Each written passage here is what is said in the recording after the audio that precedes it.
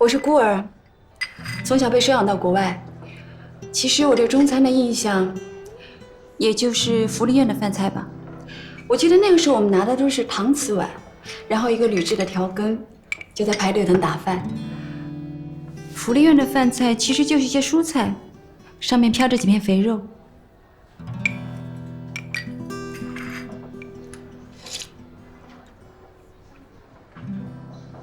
吓到了。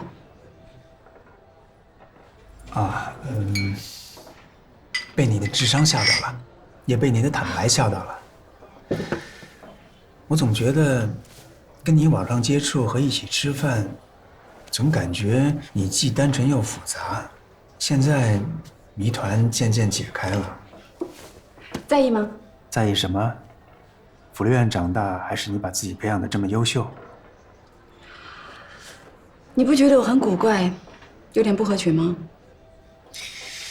如果一定要说平庸普通才算不古怪的话，你确实有点古怪。至于不合群，我一直相信曲高和寡。你安慰人的方式很特别。恰恰相反，我不认为你需要安慰。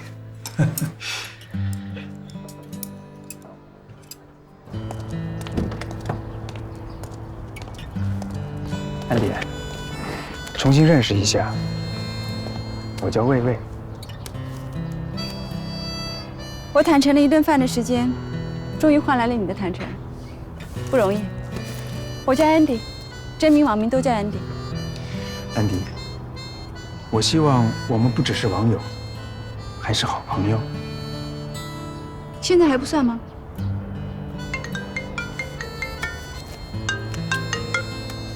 老谭，安迪，到我家来一趟吧，老严回来了。我知道了，我现在过去。怎么了？没事，寻根，请朋友帮忙。需要我协助吗？我很愿意助一臂之力。暂时不用了，谢谢你的午餐，拜。拜拜。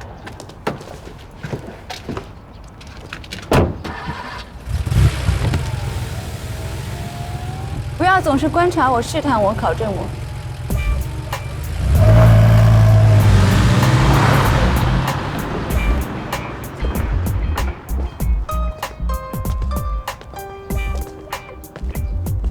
怎么？成帮了？说你查了一下他的车，被他一眼就看穿了。一个年轻女孩开这么好的车，总是怪异。是我太鲁莽了，还好他没怪罪。哎，你们这是干什么呢？参观旅游景点呢？哎呀，谁叫你平时啊总是眼高于顶，什么人都入不了你的法眼。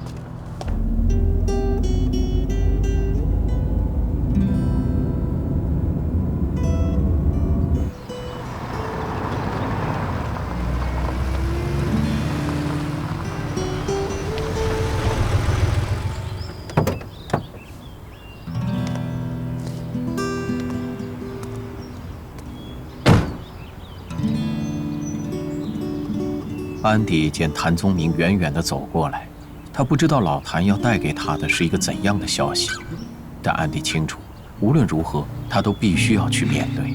怎么又开了半天？我想换辆车，这辆车太扎眼了。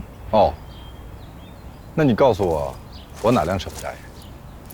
想诚心拐我辆车，总得编个好点的理由。说吧，为什么换车？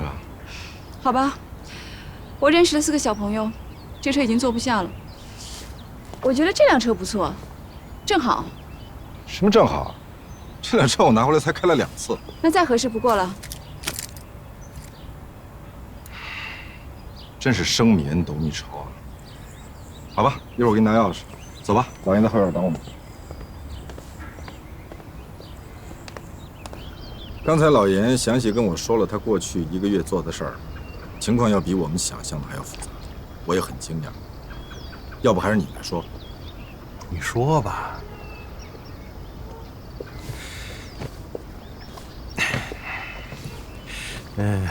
安迪小姐是这样啊，中国的一些事儿跟国外还是不一样啊。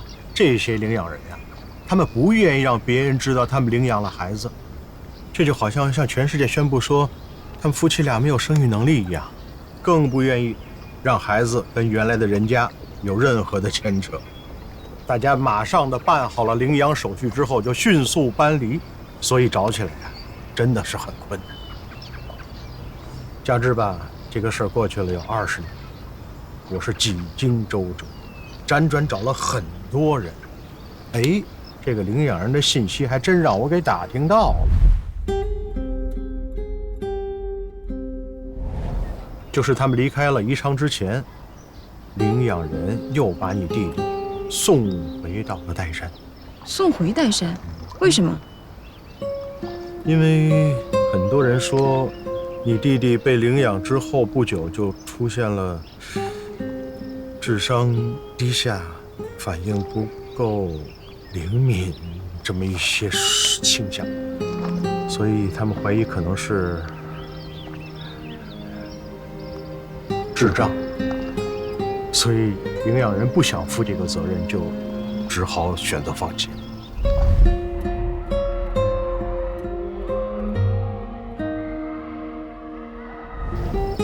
弟弟智障，这怎么可能？渣男还敢报警！现在赶快给他去！邱莹莹，你别激动，他既然敢报警，说明他根本就不在乎你。你就这么过去，肯定会吃亏的。那怎么办呀？咱们眼睁睁看着樊姐被抓走吗？找安迪，打电话。对，打电话。安迪他那么聪明，肯定有办法的。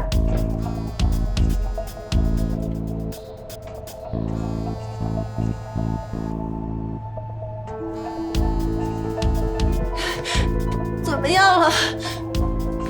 安迪他不接电话呀。那他不接电话怎么办呀？现在，都怪我，都怪我！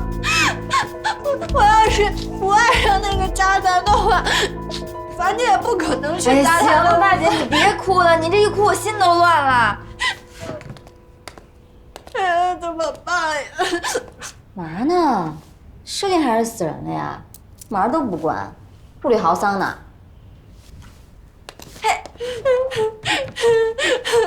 潇潇，你回来的正好，樊姐被警察抓走了，你快帮忙想个办法吧。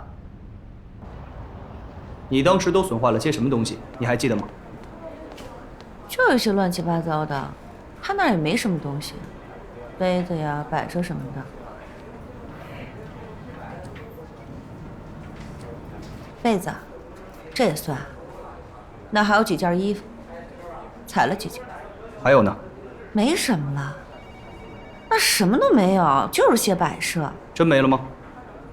没了。屋里有一台电脑和一个 iPad， 不是你砸的吗？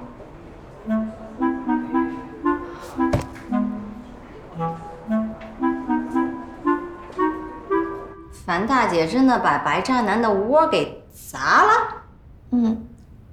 白主管他太过分了，樊姐也是看不过去才这样做的。砸得好，砸得妙，2个字儿帅爽。想不到平时娇滴滴的樊大姐还有这么给力的时候呢。可是樊姐现在还在派出所呢，这白渣男心真狠。这要是咱们今天救不出樊姐，樊姐就得在派出所过夜了。有我曲潇潇在，能让白渣男的奸计得逞吗？姓白的，你有病吧？你那电脑跟 iPad 谁砸的？我出门的时候，我家里都好好的。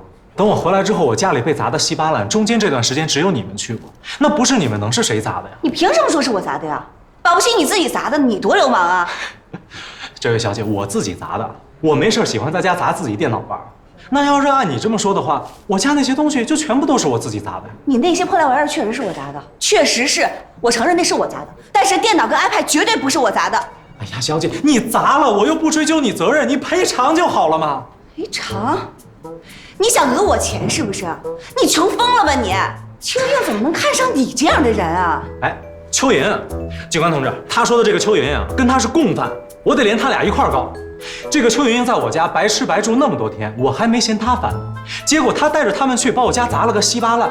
警察同志，我没有什么别的要求，这件事儿咱们该拘留拘留，该赔偿赔偿，绝对不能做出可耻的行为。你说谁不要脸？我说你不要脸呢！你看你不要脸的样子。干净点行不行？行了，吵什么吵？这什么地方？菜市场吗？吵有什么用？他说你砸了他电脑，你说你没有，你要拿出证据来证明你没有砸他电脑。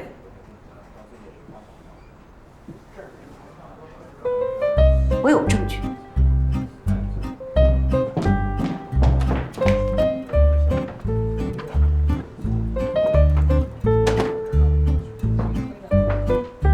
检察同志，这是我砸完以后拍的照片，拍完我就走了。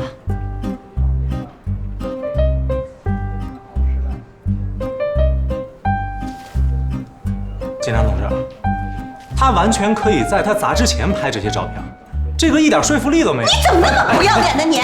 行了，他说的也不无道理。对，这张照片确实是看不出是砸之前拍的还是砸之后拍的，除非你有什么证人能证明你没有砸。我砸之前我就让他们两个就出去了，我有个证人，他同屋。我砸的时候他同屋就在，我拍照的时候他也在，拍完照我就走了，你可以把他叫过来。啊，那是这样，你现在就给你同屋打一个电话，让他马上来派出所一趟，具体细节我们还需要再核实一下。有这个必要吗？当然有必要了。对呀，事情就是这样的。他两个没有经验，一问三不知，不知道是来的哪个分局的，也不知道人现在去了哪儿。你帮我查一下吧，他现在人在哪个派出所呢？战胜的胜，美丽的美。哎，是不是应该先请个律师啊？这电视里说律师来之前先不要说话。请什么律师啊？这摆明了是那姓白的搞的鬼嘛，肯定是不知道虚报什么损失了。像他这种人啊，就算有什么值钱的货色，也全都挂在身上了。请律师只会让事情更麻烦。我们现在当务之急是赶紧让樊姐出来，对不对？关系。喂，阿杰啊？没有，是他胡说八道，是他血口喷人。你们为什么不信我呀？为什么不信我的呀？是他和人先告状，是他见异思迁。不是，我现在跟你们说不明白，我等见面再跟你们说，行吗？你们别再问我了，你们再问我的话，我要自杀。怎么呀，莹莹，这又怎么了？我爸妈那个渣男给我爸妈打电话，说我见异思迁。说是我在外面花天酒地，他这人怎么这样？莹莹，还是我跟你爸妈说吧，不然他们担心了，真从大老远来了，不就麻烦了吗？啊！喂，叔叔阿姨啊，我是小关。莹莹她不是那样的，我们天天在一起，我怎么可能不知道她呢？对啊，阿姐，事情就是这样的。这件事情啊，你必须帮我搞定。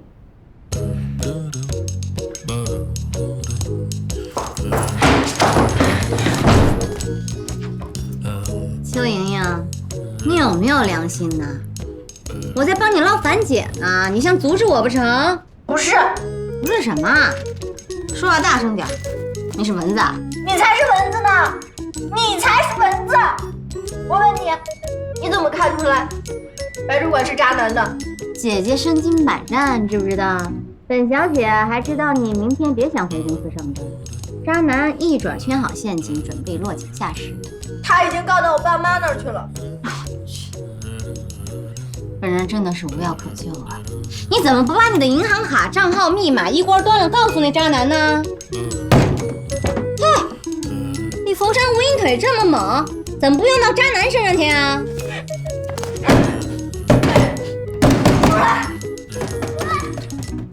哎，叔叔阿姨，我不和你说了啊。说又怎么了？什么叫我又怎么了？我正在到处打听樊姐的下落呢，有人就扑上来狗咬吕洞宾。小关，你能把这人拉远一点吗？我接个电话，有消息了。哎，行了，莹莹，你别闹了。秀秀是来救樊姐的，你把她气走了怎么办？樊姐怎么办？你就让她在派出所过一夜呀？啊，我知道了，打听到了，果然是渣男报的案，人现在就在渣男门口的派出所呢。我现在就过去。我也去。得了，渣男人现在肯定也在派出所呢，你就不要再过去添乱了，好不好？你要是过去给渣男当场破镜重圆，樊姐肯定吐血给你看。你要是当场踢你的佛山无影腿，那是给我们捞人添麻烦。像你这种没有自制力的人，还是少去现场为妙。我要杀了他！我要去杀了他！那全被我猜中了，那更得拦着你了。我去！小万，你看好他，不要让他再耍麻烦。你们在这等着我，乖乖等我消息吧。我要去杀了那个强人！你别闹了！为什么大家每次做为你好的事儿，你就是不听，非得闯祸了才肯罢休呢？你为什么做事就不能想想后果？我求你就听我这一回，把樊姐救出来再闹好吗？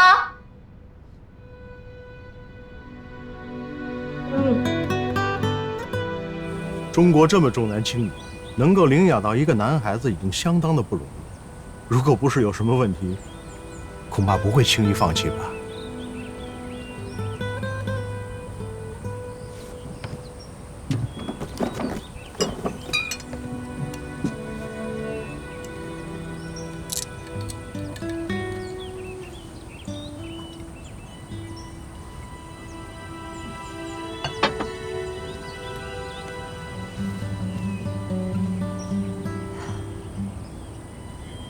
那我弟弟现在人在哪？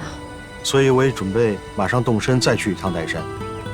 你知道福利院已经没有了，所以我只能找一些原来的工作人员来调查一下。但是吧，寻找难度肯定是非常的大。也就是说，他现在仍然下落不明，是死是活都不知道。对不起啊，调查了这么长时间了，我们现在唯一能够明确的就是，你弟弟最后被送回了岱山。如果他们说的情况属实，如果你弟弟的智商发育真的是相对滞后的话，那他现在极有可能就还在岱山。安迪啊，你也不要过于担心。既然知道人在岱山，老严就会一家一家去找，不放过任何一个可能性。只要人还活着，我们就会一定把人给你找出来。老严，能不能再请你帮我一个忙？你可不可以去当地的精神病院看看，有没有一个1990年出生的人？不许走错单。老谭，我们必须实事求是。领养者不可能无缘无故的放弃我弟弟。如果在那个时候他就已经有这样的特征出现，假设他现在还活着，按概率推算，这很有可能就是亲生问题。好的，我会去查。这是条思路。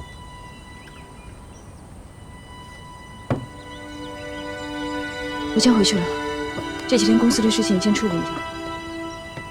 你等一下，你能开车吗？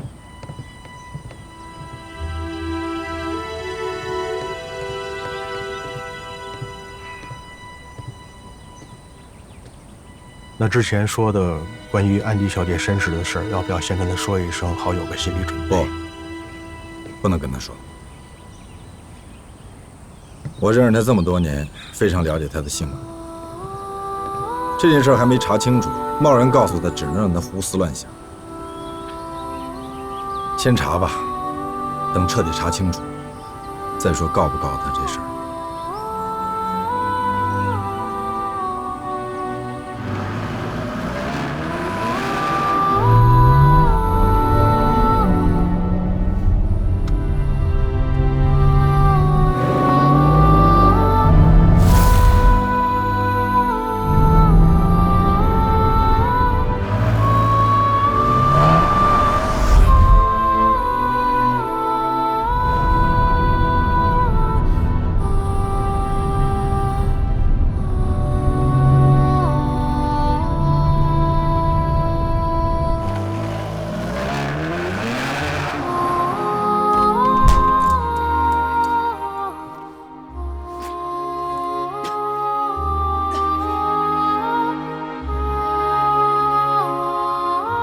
出现了智商低下、迟缓的这么一些，我怀疑他可能是智障。安迪怎么也没有想到，得到的第一个消息不是弟弟的下落，不是他是否安好，能否跟自己相认，而是弟弟智力有问题，甚至是生死不明的消息。安迪不由得自责，自己是不是错了？是不是应该早点回过来查这一切？记忆中温和可爱的弟弟，现在到底身在何处，又过着什么样的生活？你就是白先生的同屋是吧？对，是这样，我有几个问题需要问你一下。请问，樊小姐拍这张照片的时候，你是不是看到了？对，当时是当着我面拍的。那她拍完这张照片之后，有没有做其他的事情？砸电脑，砸 iPad？该怎么说就怎么说啊！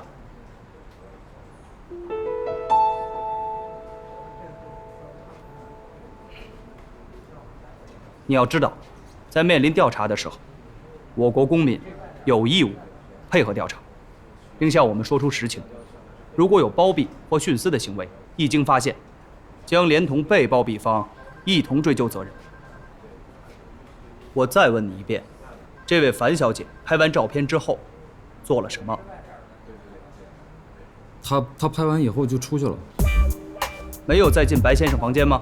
没有，她就跟我说让我跟小白说东西是她砸的，然后就跟邱莹莹他们走了。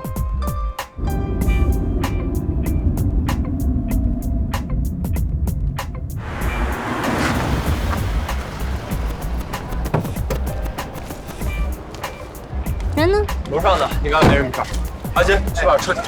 这渣男，踢腿还敢报警，真是渣出新境界啊！我倒是要看一看他还能折腾出什么花样。这人跟你到底什么关系？没关系，邻居大姐。哦，上次 Mint 酒吧那个吧？对啊。行啊，曲筱绡，没看出来你还挺有爱呢啊！边儿去啊！这大姐吧，我原来挺看不上她的，一身的冒牌货，还自以为自己挺美，一把岁数了还老跟小姑娘争风吃醋，一点自知之明都没有。但是她这事儿干得爽，仗义。姑娘们要都像她这样的话，这世界上的猥琐男至少少一半。我帮她纯粹对事儿不对人。今天这件事情呢，樊小姐已经照价赔偿了你东西的损失费，而且还向你道了歉。最主要的是，人家对于你这种污蔑她的行为，全当你开了个玩笑，不予追究你的法律责任了。你还有什么异议吗？没有。那这件事情咱们就这么了了。你们二位跟我过去签个字。啊？这就完了？看样子大获全胜了。美姬，早知道不需要我帮忙，我就不来。行了，这没你事了，先走吧，酒吧等我，我到时候过来找你。那我撤了。拜拜。拜拜。以后做事情可不能这么冲动了啊！法治社会嘛，大家都要遵纪守法。谢谢你啊，警察同志。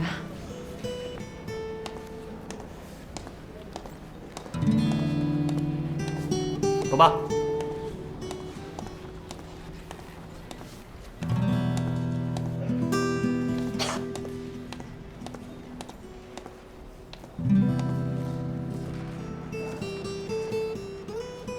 樊姐，你说你为什么总逮着 HR 这种没有油水的位置不放？你应该去干业务啊！你这么能忽悠，警察都差点拿你当亲人呢。可不嘛！哎，你来干什么呀？你们怕我出不来啊？怎么可能啊！啊，这点小事还用得着你们吗？我这不没事了吗？上车吧。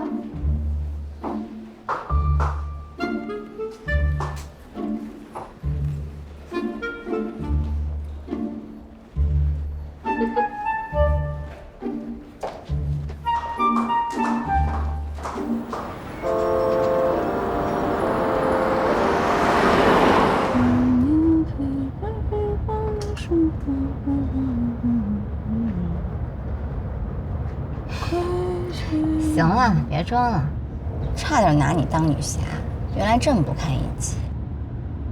你担心什么呀？有我呢，不行还有 Andy 呢。再说你一脸风骚样，警察哪舍得让你过夜呀？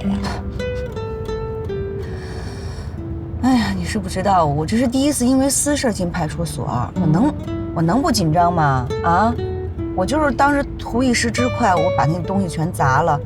可是没想到这姓白的竟然敢诬陷我，他把自己电脑砸了，还搭一 iPad。还好，他那个邻居还算是老实，不然我今天压根就出不来。我什么？你竟然放过电脑没砸？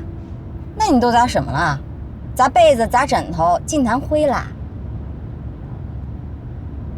哦，我真的是高看你了，不爽，一点也不爽。哎呀，我要是砸了他电脑，你当我傻呀？我还是有法律常识的好吗？我如果把那电脑砸了，量变就变成质变了，那够我在里面待几天的，才不怕什么呀？砸就砸了，砸得越狠越好，甚至在他桌上插把刀，那姓白的只会越怕你，说不定啊，连警都不敢报，连夜卷铺盖滚出上海，你信不信？人都是欺软怕硬的，你在那虚张个声势，砸几个枕头被子，人一看你就是虚啊，肯定照实打回来了。幸好现在实验站手机都含摄像头，否则呀你就在里边蹲着吧，我才懒得捞你这种犯小事。行了，这事儿就这么打住了啊！看我以后不收拾他。算了吧，这次给那姓白的枕头被子弹灰，下次给人衣服弹灰啊？对付这种人还得我上场，但是他这人太渣，你又太笨，搞得我都没有兴趣。我宁愿照看流浪猫、流浪狗，也好过理你这种鸡毛蒜皮的小事。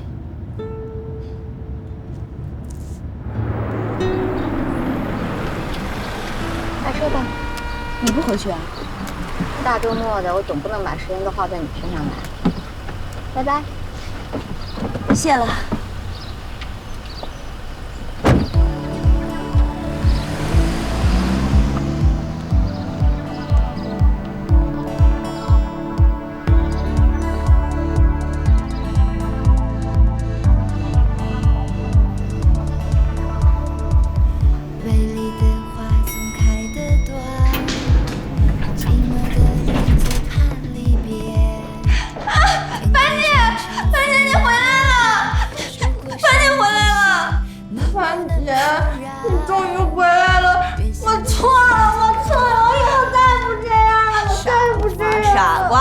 别闹，出什么事儿都没关系，有姐在呢啊！行了，别在这哭哭啼啼的，让我想听着跟什么似的。哎，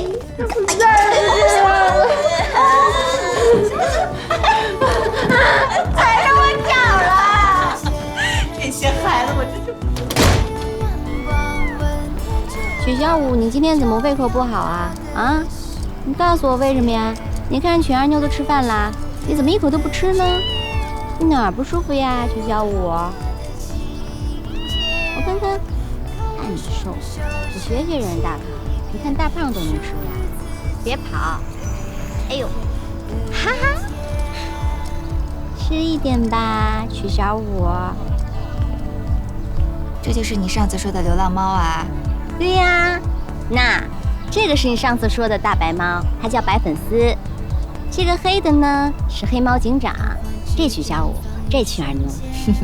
曲家原来人家这么兴旺呀！上次你说的时候，我还以为你骗我呢。骗你干嘛呀？就你这种小白兔，我根本懒得动手。小曲，你是不是学过法律啊？没有啊。怎么想起来问这个呀？就是上次你说到去派出所，说的头头是道的，我还以为你学过法律呢。说你是小白兔，你还真的是小白兔啊！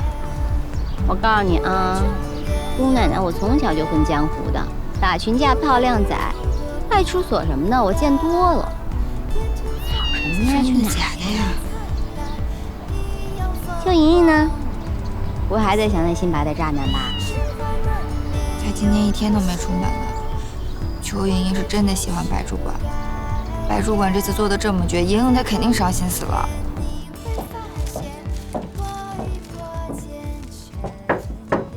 小蚯蚓，饿不饿呀？不饿，我打算洗心革面，重新做人，先罚自己饿3顿，饿死大言不识人的傻瓜。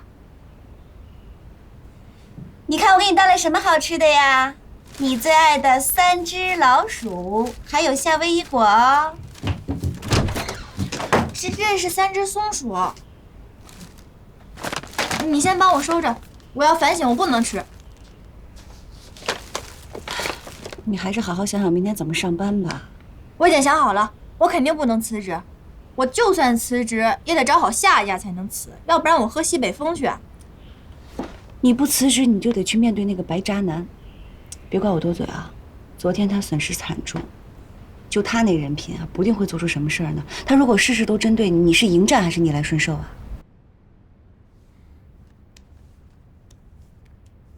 樊姐，你就是我亲姐，这件事你不但没有怪我，还帮我出头。你放心吧，以后我肯定不这样了。以前都是我鬼迷心窍，他让我干什么我就干什么。以后我再也不这样了，我以后再也不会受他欺负了。傻孩子。感情的事儿啊，知易行难。我确实怕你受欺负。不吃啊？那你就在屋里待着，全当减肥了。我去吃了夏威夷果，3只老鼠，哦，3只松鼠。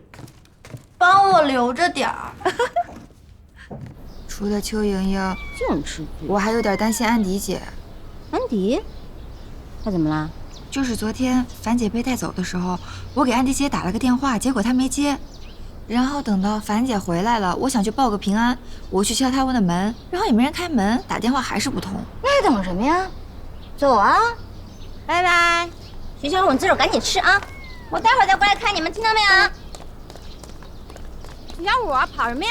徐小五，你给我回来！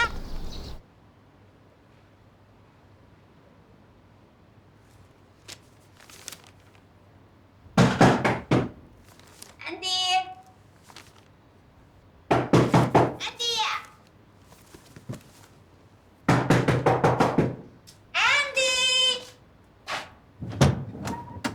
安迪呀，我这段时间忙着出差，都2个星期没去美容院了。我看你头发也好久没有修了，跟我一起去吧。安迪姐，你昨天没事吧？没事儿。有什么事儿？不是吧？昨天闹腾成这样，你什么都不知道？太不公平了！姑奶奶昨天白演了一场飞车救人，早知道樊大姐自己能搞定，我就根本不用淌这趟浑水啊！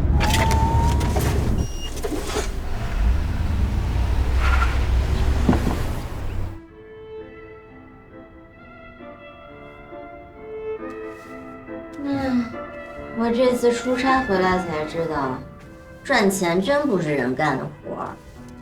巴掌大的项目，我上上下下得结交10几号人，我得做合同、攒方案，还得把这群人当大爷爷一样伺候着。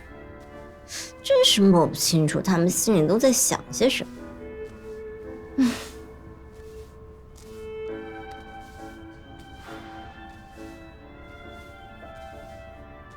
不是吧？这么快就睡着了？我还指望着跟他聊聊天，打发时间呢。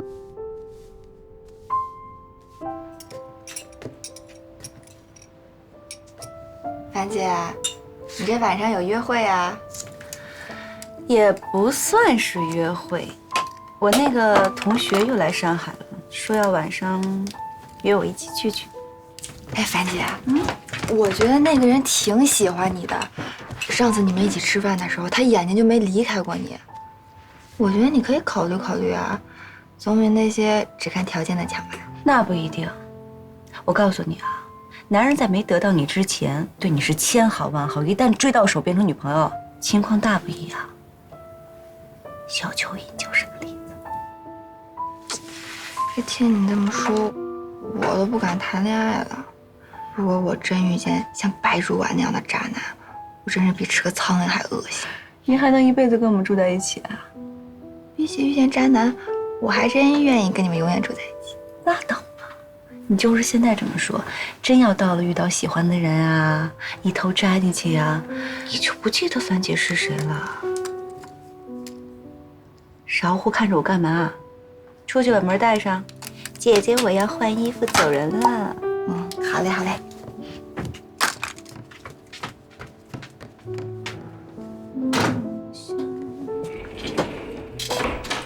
啊，我突然觉得好饿啊！姐姐，你从下午睡到晚上，能不饿吗？你昨晚干嘛去了？怎么能扔下我乱睡呢？害得我差点闷死。我昨晚一夜没睡。喂，老谭，我没问题了，周一准时上班。哦，对了，在哪儿签字？刚接触的那个项目我考察了一下，我觉得回报率还挺高的，还不错。我已经让关大鹏做方案了，周一我们讨论一下。OK， 拜。万恶的资本家，不让人睡觉，自己倒是躺在美容院睡得呼呼的。我不管，你请客吃饭。想吃什么？浦东新区新开了一家海鲜刺身，死贵死贵的，请不请？请，你请我做 SPA， 我请你吃饭，走吧。终于宰了资本家一顿了，我今天一定要吃到嗨！你说邱莹明天上班碰到渣男，会是怎么一个火爆场？不知道啊，办公室恋情一向是没有好结果的。难道我是觉得对樊小妹也帮不清课？还刮目呢？以为自己精明厉害，其实色厉内荏，对付个渣男差把自己搭进去，面人一看就知道他在硬撑。你以为个个都像你，生下来就可以继承公司，衣食无忧？我觉得樊小妹挺不容易的，生性热心肠。小舅这件事情啊，是多亏有了小樊和小关。小关不懂事儿，人家说什么他都信，而且假正经，小脑袋瓜里的教条特别多，而且特别喜欢求上进。哎，我最烦他绷着全身细胞求上进那个样子，完全努力错地方。有时候听你说话真的挺好玩的，但是我觉得小关是个好职员。相反小邱吧，算了，换个话题吧。你的公司怎么样了？后天万芳来，你能不能签约就看后天。签约之前，一定要使劲把这个气球吹大。就算你的条件是个狗尾巴草，你也要把它包装成一个有气质、特立独行的狗尾巴草。等到双方绑在一条船上的时候，再努力做实事。我听着怎么觉得像反话呀？不是反话，就像我刚跟你说，我觉得小关会是一个好的职员，是因为他的条框太多，所以他做事情的时候总会把预设的东西往他的条框里装，太束手束脚了。但你没有，我相信你已经把你的狗尾巴草包装的独一无二了，但因为你的经验不够，我才想告诉你说，把它包装的更有气质，更特立独行一些，千万不要把狗尾巴草说成是玫瑰花。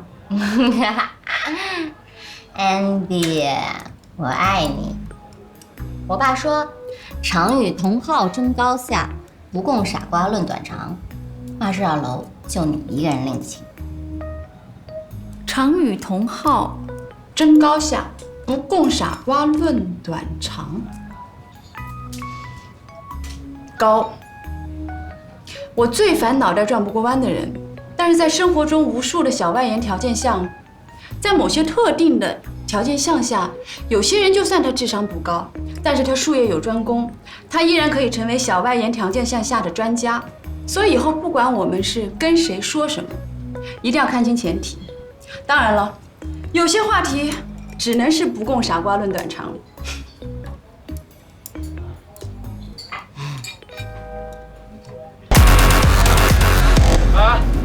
你说他是什么意思呀？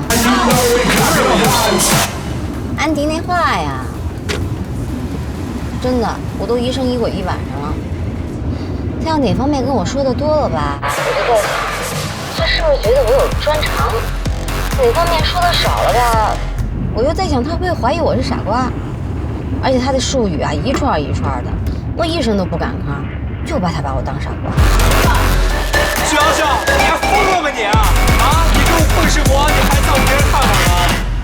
对呀，我这么聪明，谁怀疑我谁傻瓜？怎么样，还可口？这儿的菜真的很好吃。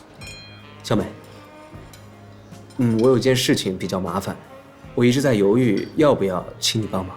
我最恨这种下套子的话，有什么你就明说好吗？好，自从上一次和你见面之后啊，我已经打算将我的事业重心放到上海来。我想在上海租一间办公室，然后再租一个单身公寓。你知道我在上海这人生地不熟的，这外面这什么地段啊、价格呀，我都不清楚。你看你在上海扎根已久，所以我特别希望你能帮这个忙。我还以为多大点事儿，好说。告诉我什么条件啊？爽快。那，这是我列的一些要求，比较麻烦，你看看。注册公司啊？